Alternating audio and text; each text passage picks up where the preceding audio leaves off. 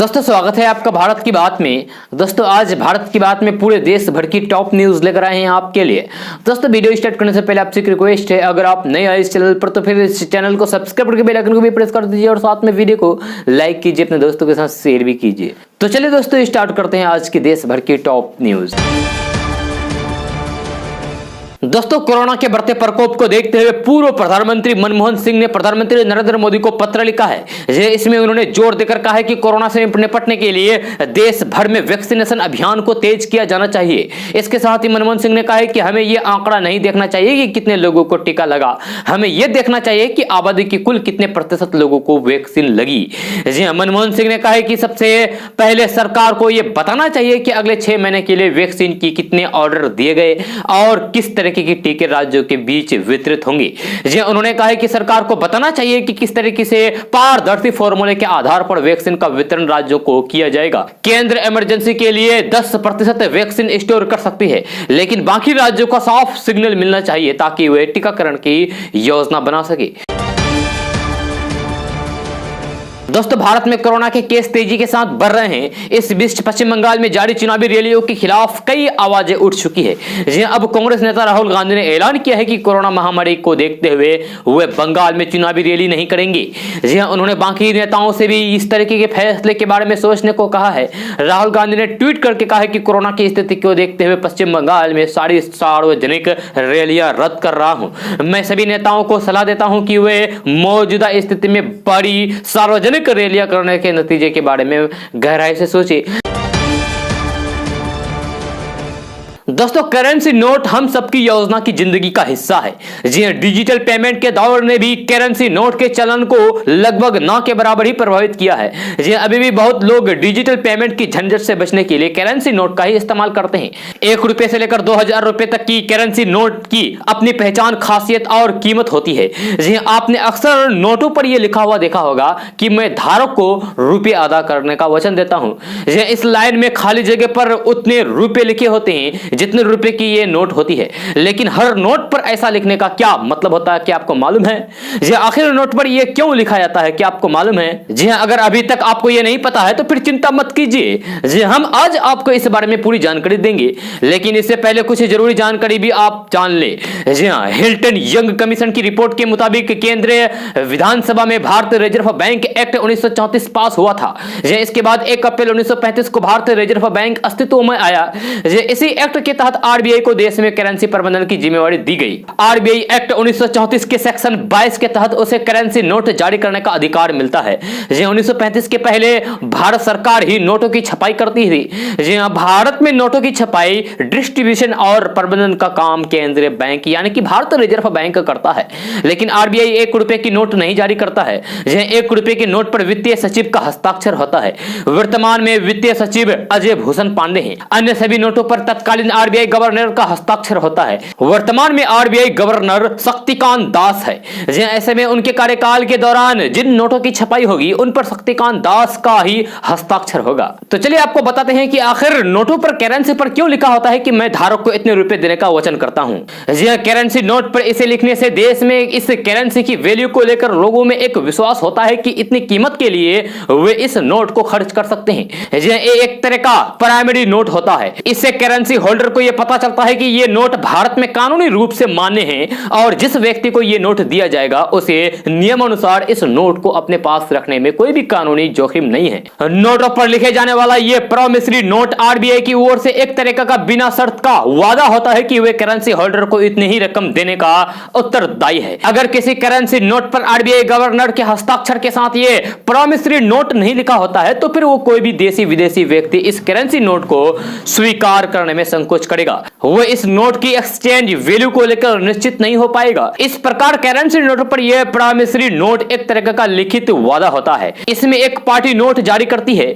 जहां दूसरी पार्टी उस नोट को कीमत को लेकर भी लिखित वादा करती है। आरबीआई गवर्नर के हस्ताक्षर और इस प्रॉमिसरी नोट वाले करेंसी नोटों को भी कोई भी नागरिक स्वीकार करने से इनकार नहीं कर सकता है। ऐसा करने का मतलब है कि व्यक्ति ने आरबीआई के उस आदेश का पालन नहीं किया जिसे भारत सरकार का भी समर्थन है। उन्हें कानूनी कार्रवाई का सामना करना भी पड़ सकता है। दोस्तों पश्चिम बंगाल में कोरोना काल में विधानसभा चुनाव अपने चरम पर है। सत्ताधारी और बीजेपी के बीच सीधा मुकाबला अब तक दिखाई दे रहा है। इसी कड़ी में कल गृह मंत्री अमित शाह ने एक बार फिर से सीएम ममता बनर्जी पर निशाना साधा है। उन्होंने कहा है कि आज बंगाल में घुसपैठ के कारण युवाओं के पास रोजगार नहीं है, यहां तक कि राशन में भी हकमारी हो रही है। जी हाँ, वही प्रदेश में कानून व्यवस्था भी घुसपैठियों के ही कारण खराब होती है। लेकिन बीजेपी सरकार बनते ही घुसपैठियों पर नकेल कसी जाएगी। बीजेपी सरकार बनते ही विश्वास, विकास और व्यापार का माहौल तैयार करना है। उन्होंने कहा है कि 2 मई को दीदी चलकर इस्तीफा देगी, इतना तो तय है। दोस्तों हरिद्वार में कुंभ से सभी आखरों से 50% संत बगैर कोरोना जांच कराए लौट गए हैं। यह बीते 10 दिनों के अंदर ही आखरों में कोरोना दस्तक दे चुका था। एक महामंडलेश्वर की कोरोना संक्रमण से जान चली गई है। जी हां, आखड़ा परिषद अध्यक्ष कोरोना संक्रमित होकर एम्स ऋषिकेश में भर्ती हैं। निरंजन आखड़े के सचिव भी कोरोना संक्रमित है। आखरों में कोरोना संक्रमण फैलता देखकर आखरों की छावनियां खाली होनी शुरू हो गई है।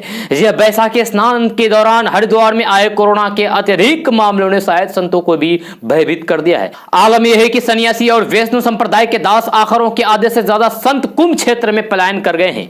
संतों के वापस लौटने का सिलसिला लगातार जारी है। दोस्तों बिहार सरकार के लाख दावे के बाद भी आरा में स्वास्थ्य सेवा बदहाल है। यह लाख कोशिशों के बावजूद भी सरकारी अस्पताल में मरीजों को बेहतर सुविधा उपलब्ध कराने में अस्पताल प्रशासन विफल है। यह इसका खामियाजा अब मरीजों को भुगतना पड़ रहा है। शनिवार को स्थिति ऐसी हो गई है कि 2 मरीजों को फर्श पर लेटाकर ऑक्सीजन चलाना पड़ा, जैसे कि आप तस्वीर में देख रहे हैं। यह बताया जाता है कि आरा सदर अस्पताल के इमरजेंसी वार्ड में कुल 10 बेड लगे थे जो फुल हैं। यहाँ एक भी बेड खाली नहीं था। करीब 4 मरीज बेड के अभाव में फर्श पर ऑक्सीजन चलाने के लिए विवश थे। बक्सर जिले के सिमरी निवासी जटाधारी पासवान इलाज कराने के लिए आरा के प्राइवेट अस्पताल में आए थे। ये इस दौरान सांस लेने में परेशानी बढ़ने के बाद परिजन आरा सदर अस्पताल के इमरजेंसी वार्ड में पहुंच गए। मरीज के भाई ने बताया कि इमरजेंसी वार्ड में आने पर डॉक्टर से भर्ती कराने के लिए गुहार लगाई। यह डॉक्टर ने कहा कि इमरजेंसी में बेड फुल है, ऑक्सीजन चलवाना जरूरी था, इसीलिए फर्श पर ही ऑक्सीजन चलवा रहे हैं। यह खांसी और सांस की बीमारी से परेशान है। 3 अप्रैल को कोरोना का टीका भी पड़ा था, उसके बाद तबीयत बिगड़ गई। जी हां, आरा शहर के गोराना रोड कैलाश नगर निवासी रामेश्वर राय की 58 वर्षीय पत्नी प्रभा देवी भी सांस की बीमारी से परेशान थी। परिजन इलाज के लिए सदर अस्पताल के इमरजेंसी वार्ड में लेकर पहुंची। जहां डॉक्टर ने देखने के बाद ऑक्सीजन चलाने की सलाह दी। उस समय इमरजेंसी में एक भी बेड खाली नहीं था। जी हां, ऐसे में फर्श पर ही ऑक्सीजन चलाना पड़ा। दोस्तों चारा घोटाले मामले में झारखंड हाईकोर्ट से लालू प्रसाद यादव को जमानत मिलने के बाद उनके परिवार और समर्थकों में खुशी की लहर है। जी हां, खासकर बिहार में राजद समर्थकों में गजब का उत्साह देखने को मिल रहा है। साथ ही विपक्षी दलों को भी लालू यादव के बिहार आने का इंतजार है। लेकिन इसी बीच खबर आई है कि बिहार समेत देश भर में कोरोना संक्रमण की रफ्तार को देखते हुए लालू प्रसाद यादव के परिवार ने अभी आरजेडी सुप्रीमो लालू प्रसाद यादव को यम से ही रखने का निर्णय लिया है। ऐसे में बिहार के पूर्व मुख्यमंत्री के समर्थकों को अपने चहेते नेता से मिलने या फिर उन्हें देखने के लिए अभी कुछ दिन का इंतजार और करना पड़ सकता है। देश भर में कोरोना के नए स्ट्रेन के संक्रमण को देखते हुए लालू प्रसाद यादव का परिवार उनकी सुरक्षा को लेकर किसी भी तरीके का समझौता करने के मूड में नहीं दिख रहे हैं। केडीबी लाइव के पास जो एक्सक्लूसिव जानकारी आई है उसके मुताबिक लालू परिवार का हर सदस्य यही चाहता है कि संक्रमण से बचाव के लिए राजद प्रमुख को अभी कुछ दिन और एम्स में ही रखा जाए।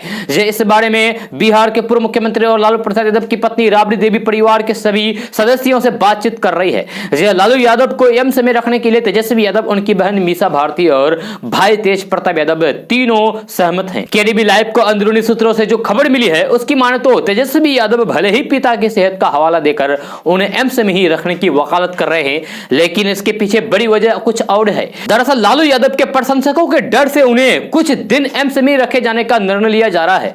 जहां बताया जा रहा है कि अगर संक्रमण के बीच लालू यादव पटना लौटते हैं तो फिर उनके समर्थक बड़ी संख्या में पटना के 10 सर्कुलर रोड स्थित आवास में उनसे मिलने पहुंच सकते हैं। ऐसे में न सिर्फ संक्रमण का खतरा बढ़ेगा बल्कि ये कोरोना प्रोटोकॉल का भी उल्लंघन होगा। लालू के परिवार वाले डरे हुए हैं कि एक छोटी सी भी चूक इस महामारी में लालू यादव के लिए घातक साबित हो सकती है।